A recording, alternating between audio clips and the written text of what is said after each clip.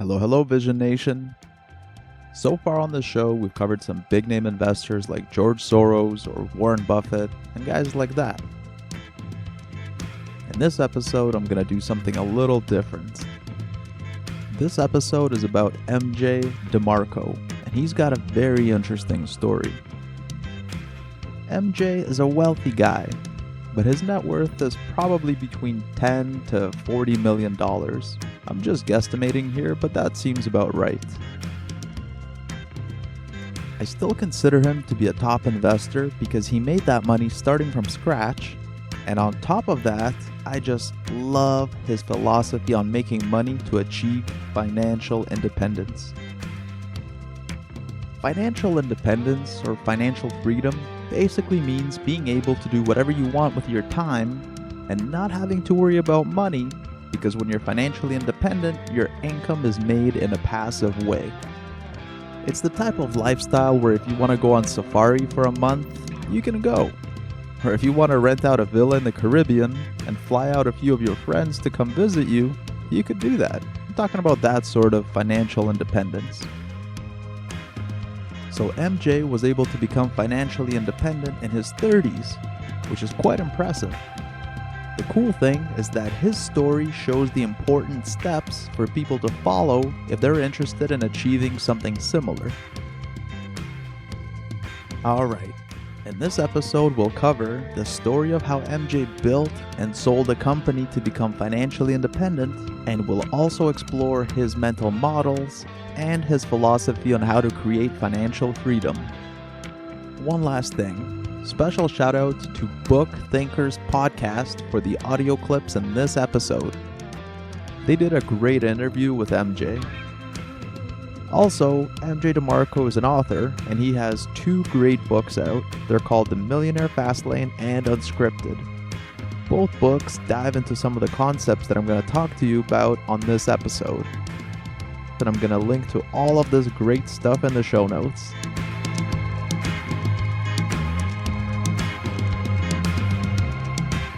Welcome to Wall Street Vision. This show is on true stories about markets and top investors. I'm Vlad Dolgochev. This show is for informational purposes only and is not investment advice. Check out the show notes for the full disclaimer. So MJ was a kid growing up in Chicago in the early 80s. He only had a few friends. He was more of an introverted type of person, and he lived alone with his mom. Basically, when I was very young, I don't even know the age, 12 or 13, I saw a Lamborghini Countach, and I boldly asked the owner what he did for a living. And he said he was an entrepreneur, basically an inventor. And that is what put me on the path to entrepreneurship, because this guy was young. And, you know, usually when you're young and rich, you have to be a celebrity, you have to be an athlete, you have to be, you know, one of these, fits these motifs. So as a young kid, that put me on the path to say, you know what, I'm going to be an entrepreneur. It started with inventing, but I eventually realized it wasn't just inventing, it was a whole basket of things within entrepreneurship. It's funny how little moments like that can change the trajectory of your life. For MJ, that one moment planted the seed for him to figure out how he could also achieve something similar. He went on to read hundreds of books on building businesses, entrepreneurs, and biographies of wealthy people. He was focused on learning about people who were self-made and people whose wealth didn't come from physical talent or fame. And the simple reason why is because he wasn't physically talented or famous. Now, there's never a straight line to achieve success. After finishing college, MJ kind of went through this whole range of different jobs, like busboy, flower delivery, newspaper delivery, and so on. He was doing these side hustles at the same time as he was trying lots of different businesses and network marketing jobs.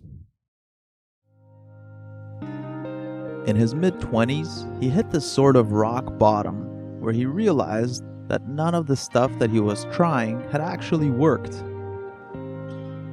You've got to remember that at the same time, his friends who got normal corporate jobs out of school were were buying their Mustangs and Acuras and buying their 1,200 square foot townhomes in the suburbs. MJ felt like a failure. That's a lot of social pressure when you're clinging on to this vision you have of becoming a successful entrepreneur, and around you, you see your friends making steady progress in building their wealth. A lot of people would have given up on their dream at that point. Instead of giving up, he realized that he had to focus. He decided to change his environment and get a fresh start.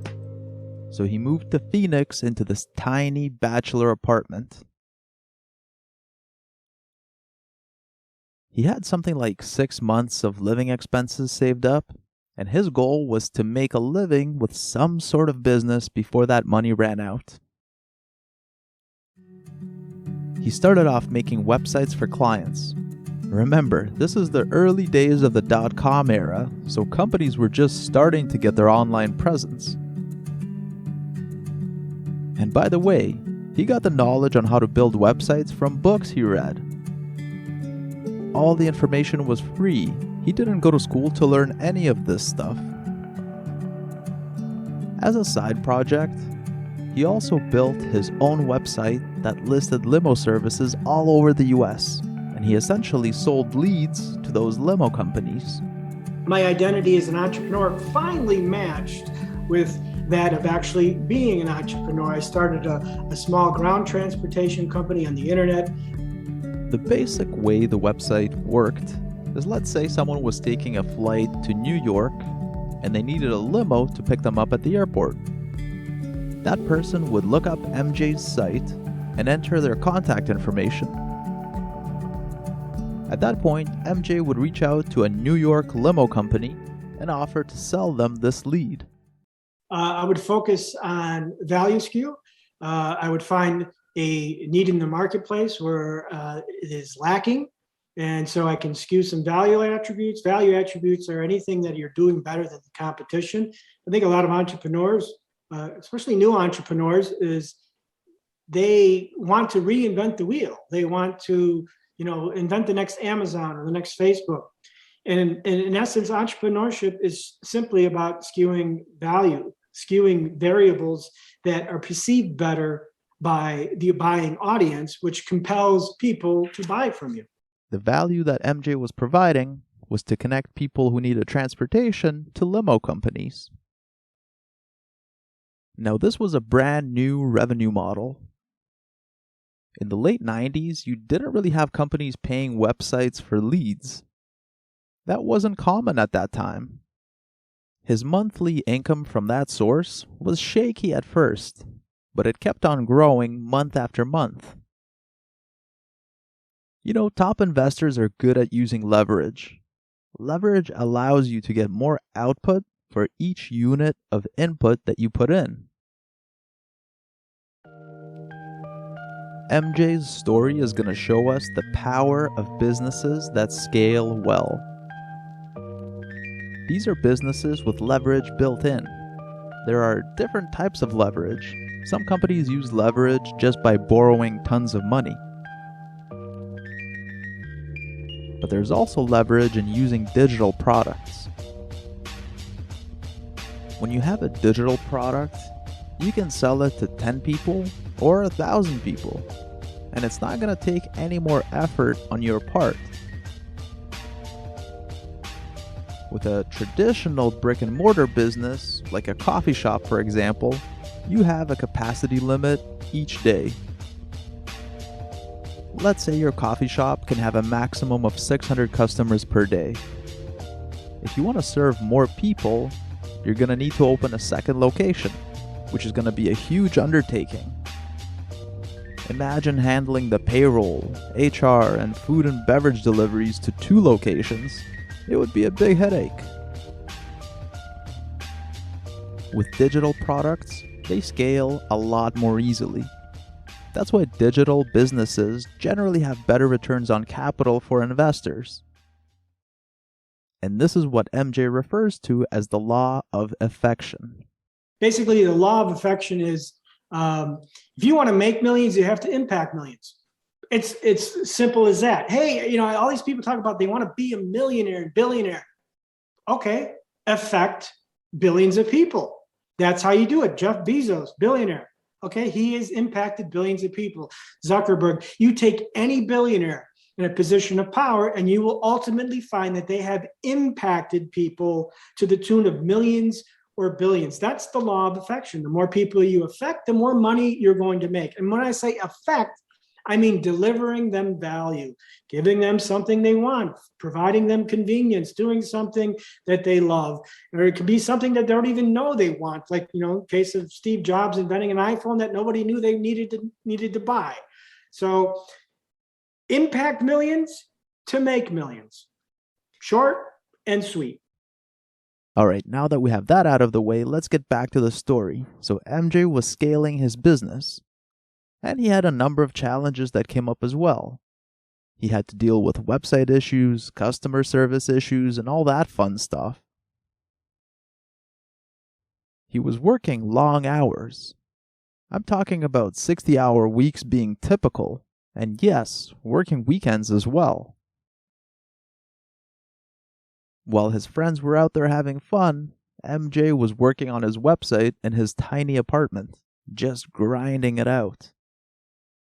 This is an interesting concept, because I've noticed that other top investors have this in common. In order to get unusual results, you've got to stand out from the crowd. In MJ's case, it was dealing with years of crappy jobs and failed business attempts while his friends were getting ahead in life. What it comes down to is that in order to get unique rewards, you've got to have unique habits and unique behaviors. MJ was focused on automating his processes so that he could separate out his time from the money that the website was making. He was creating what he calls is a specialized unit. Specialized unit is something that exists by itself without you. For example, let's see. This is my book. This exists without me. If I die tomorrow, this still exists.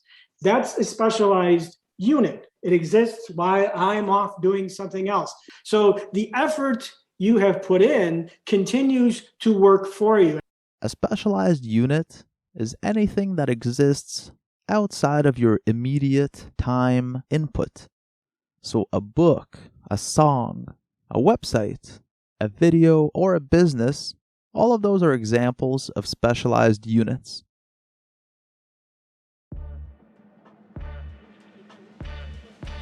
Before we dive into what happened next, I want to mention that if you're enjoying the podcast, please follow us or subscribe using your podcast app. That way you'll be the first to know of any future episodes. Recently, I've had a few Vision Nation friends ask me, why do you make this show? And the reason is that every day I see some bad financial information out there. So my personal goal is to help you learn lessons from the best investors. These are people who have achieved great success and wealth and have wisdom to share. Investing is not easy, but it is simple. So I want to share what I've learned to help you be more informed. By the way, we don't have a marketing budget at Wall Street Vision, so the only way we can grow our Vision Nation community is with your help. So if you know someone who might enjoy this type of content, please share this episode with them. Thanks, guys. All right, back to the show. He got the business set up to a point where it was making money without him having to constantly work at it. This is like an investor owning a big stake in an amazing company. Let's say Carl Icahn owning Apple. Carl was getting millions of dollars in dividends even if he didn't actively do any work for Apple. Same thing with Buffett owning Coca-Cola. The dividends just keep coming in as long as the company is doing well. This is the essence of investing. If you start the right type of business, or if you own a share in a business, that business is growing and servicing customers even if you're not physically there doing work. You know, I'm not a big fan of Warren Buffett, but he has said something poignant in his life. And he said, if you ever want to get rich, you have to make money while you're sleeping. And that's the point of the business system. As a shareholder, you get paid dividends, and the value of your equity should grow over time if the business is successful. Sure, ultimately, you want to, instead of focusing on trading your time for money, you want to trade your time into a business system that ultimately will be able to disconnect from yourself. So you invest in these things, and what happens is eventually you get to not dissect, but you get to separate yourself from that system, and that system continues to run while you're not working. Now, different businesses have different degrees of success with this. If you're a star lawyer, your chances of automating your business are lower because clients are going to want you to do a lot of the work to prepare for a litigation case, for example. When I was a personal trainer back in the day, I had a few clients who were top law firm partners.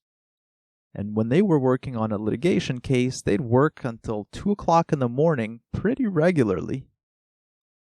Let's say if you're a star plastic surgeon, same thing. The business is built around your personal skilled labor. So even a plastic surgeon who's making $1 to $2 million a year still has to be there physically performing surgeries in order to keep up that income. Now, other businesses are better suited for scale and automation. MJ's limo website is a good example. People used it because it provided value and convenience. They didn't use it because of MJ's personal skilled labor. That's an important lesson. Different businesses have fundamentally different potentials. So as you can see from that simple example, the surgeon or lawyer earning a huge salary can still have their income tied to their time. MJ's philosophy was to find ways to separate the two in order to achieve true financial independence. Okay, so MJ operated the limo website and he scaled it up, and eventually he sold it in 2007. And then after I sold it, I realized, oh my God, I never have to work another day in my life. And I was only, I think, 37 at the time. And when I say I don't have to work another day in my life, I didn't mean, oh, I'm eating ramen and beans and I live in a tent and you know, I don't do nothing. I don't eat out. No, I mean, I was living a lifestyle of the rich and famous, you know, a beautiful house, Lamborghini, whatnot. And that's when I said, you know what? It's always been my passion to write books. He sold his business and he got several $1 million for it. And at the time, his business was also earning hundreds of thousands of dollars each month. The key lesson here is his mindset about separating out time and money. That's essentially what any successful investor does. The great investors that I've profiled on this show so far have all been able to do that. They're working because they enjoy what they do instead of doing it for a paycheck. Oh, and by the way, MJ took the money from selling the company and he invested it in very safe assets like municipal bonds and dividend-paying stocks. So he took a chunk of that money and he's been living off the dividends and interest payments since. With some quick mental math, if you take $10 million and you get 5% dividend payments a year, that's over $40,000 a month. The important thing is figuring out how to get to that nest egg initially. MJ's approach is recommending entrepreneurship in a business that has scale. A business where you can increase the number of people you serve exponentially without a massive amount of time or effort spent by the entrepreneur. Alright, Vision Nation, that wraps it up for this week's episode. If you've enjoyed it, please hit the subscribe button. And if you know someone who's interested in investing, please share this episode with them. Thank you so much for listening, and I hope you have an amazing day. This podcast is for entertainment purposes only and should not be relied upon as the basis for investment decisions. Before making any decisions, consult a professional. I may maintain positions in the securities discussed on this podcast. This show is copyrighted by the Wall Street Vision. Written permission must be granted before syndication or rebroadcasting.